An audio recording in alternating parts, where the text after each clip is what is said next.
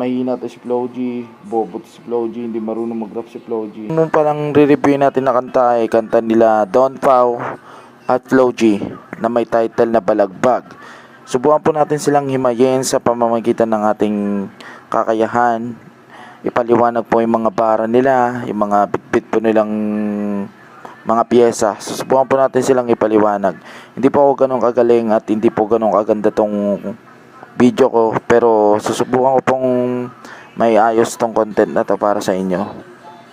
Maaari po bang mag-iwan kayo ng subscribe sa aking YouTube na to at pakipindot po ng notification bell para lagi po kayong updated sa mga susunod ko pong upload.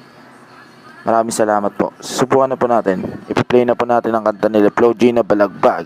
Sisimulan siya ni Don Pao.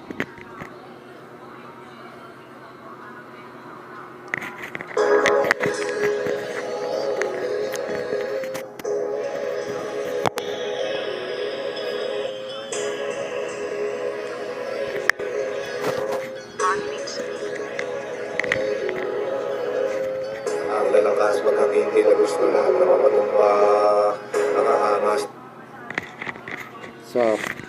Sa dun pa lang, unang bira niya pa lang, ang lalakas magangin, tila lahat ay gustong mapatumba. Parang bagyo ba na may dalang hangin? Di ba yung mga puno dun, napapatumba niya? Ganun yung parang hambog, ganun din yung parang meaning niya. Ang lalakas magangin. Pagdating ko yung nangihinga na magtutugma, mga estilo, hindi ko alam kung saan pinagkukuha.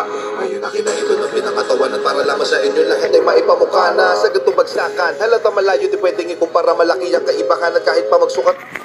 Nga, may tinasama pa mga chicks. Dalawa. Rapper din yung isa dyan eh. Si Monica ba yan? Si Queen, ano man tayo, Manny. Ganun natin yung pangalan yan eh. Magaling din mag-rap yan eh. Yan yung kumanta ng kwento mo yan. Masama, di ba? Yan yun.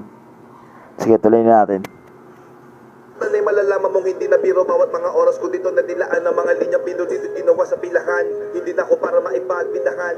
Sa aking pagbangon maayos na rin ang buhay.